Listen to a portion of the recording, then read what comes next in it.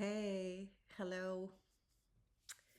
So I was upstairs ready to dive into my um, little routine before bedtime and decided to come downstairs to talk about some updates.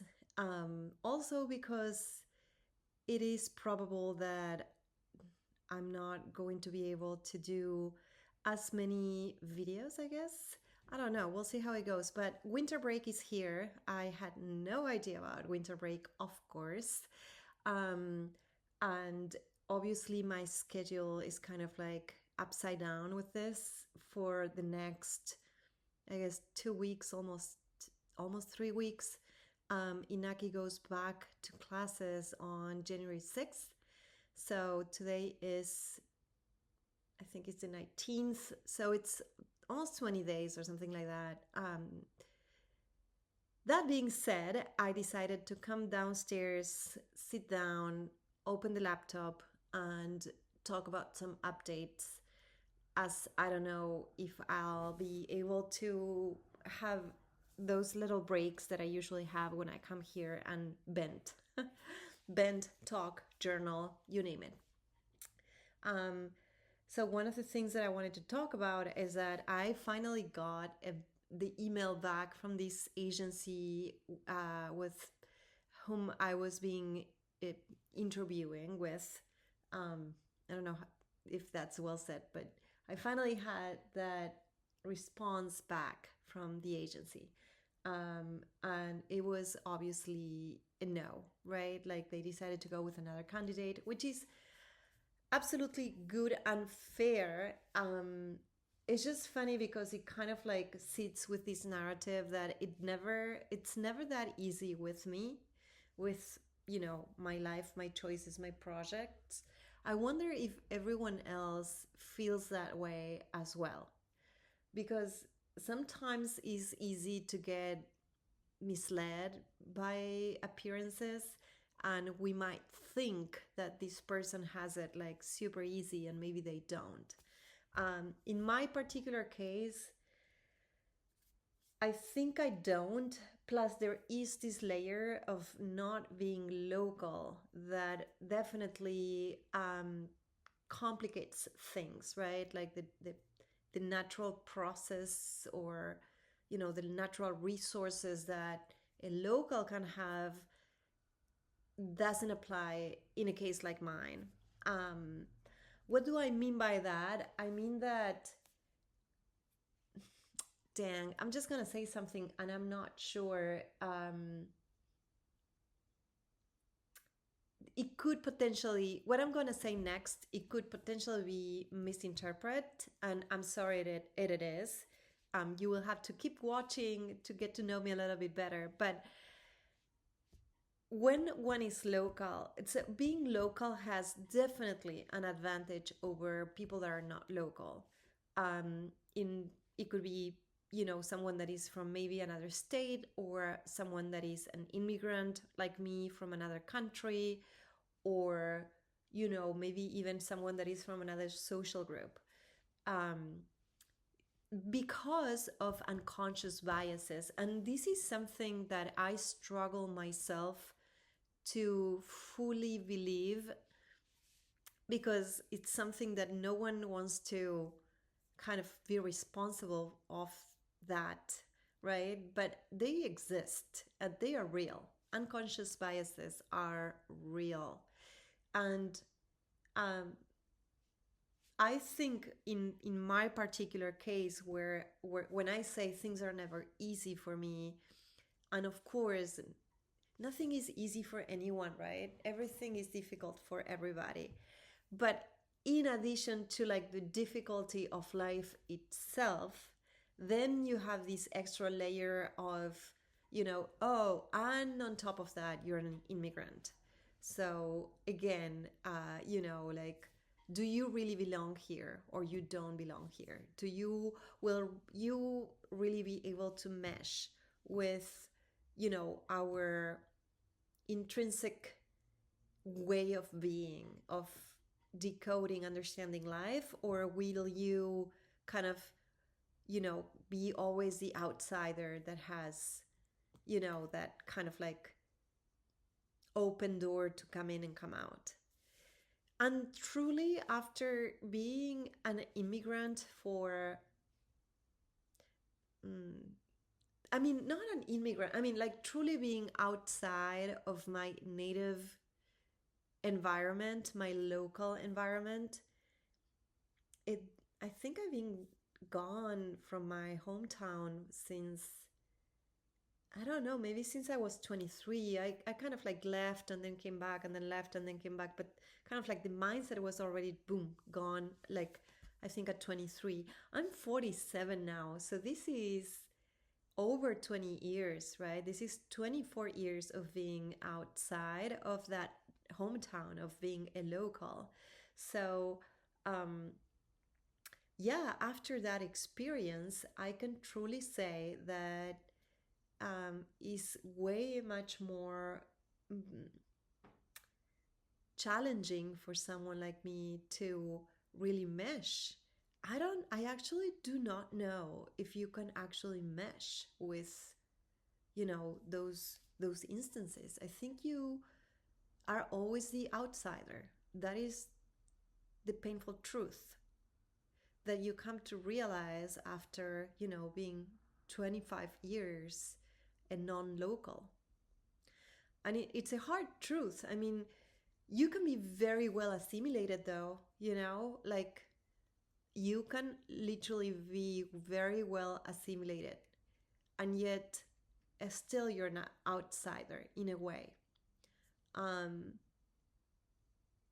and that reflects somehow somewhere in these like unconscious biases that I'm mentioning, kind of like floating around, and affects responses, or affects decisions, or relationships, professional relationships, affects the way that you're perceived, and like the way that perhaps the group vibrates towards you. And again, like this is not the first time that happens to me. The times that were super super kind of immediate, where there was like an immediate in love situation with the decision makers, were usually times where that decision maker had a very close exposure to my culture, or my you know um, background. For instance, when I moved to New York in 2007, I moved because I wanted to do a master's degree. And the idea was, like, I obviously needed to work, right? Because I couldn't afford to live there without working. So the idea was like, okay, I go to school from Monday to Thursday, and then Friday, Saturday, Sunday, I work.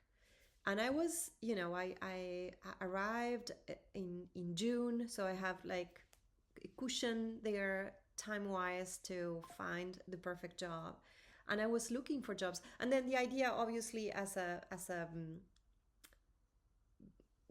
student, was to work in the service, in the hospitality industry, because I knew that that was going to give me the tips that I needed to survive those years. Um, so I looked and I went and I, interviewed, and I even called, that at that time you just called the jobs, and there was this website, I can't remember the name. Oh my God, it was like this. Okay, I'll come back to me, but it's actually still around. Um, Long story short, the moment that I got the job perfect for what I envisioned was when I had an interview with a manager, and she was like, the founder, the owner, George, loves Argentina. He loves Argentina. He goes to Argentina every summer. He has a house in Salta, which is, like a place in Argentina near the north. Very beautiful place. I haven't been there. But that, like that situation, every time that I got something premium, for what I was looking for, right? And so immediately she's like, "Oh, you're from Argentina. He loves Argentina. He loves Argentines, uh, Argentines. He loves Argentines. You're hired, basically." And like that, again, every time, right? Every time I had something special happening where, the kind of like the path opened with no friction, with no um, rejection. It was because there was kind of like that knowledge of the background that I carry with me, and somehow they were in love with it. And it was kind of like this romanticization of my persona, or maybe that more of a familiarity of what I do, or what of where I come from. And not only that, but also the mental openness from that person to, or like the cultural experience from that person, from traveling, dealing with other cultures, understanding that, like this type of people are this way, and they might, for some look rude, but then actually they are very friendly. I don't know. Like there's always like on the other side, the receiver, or like the person that is opening the door, just giving you that opportunity. I just realized that we're like 11, like almost 12 minutes in, and I still talking. I don't want to go that long because A, I'm not sure if someone watches this, and B, is too long. But anyways, I just want to give you that update about what happened with this job that I had. Like good, like I had a fair amount of hope that this could work. It didn't. I'm not surprised. It hurt me a little bit when I got the email today, but um, fortunately, I started digging into Wataya Monkeys, which is my studio, and we'll see what happens there. I mean, I can control what I can control, right? So, Wataya Monkeys is something that right now I have the power to produce and control, and that's how I'm gonna keep. Um, that's how I will continue to um, stimulate myself, and keep myself um, showing up for. I don't know if I said that. Okay. Anyways, we'll talk soon. Thank you. Thank you, world. Bye.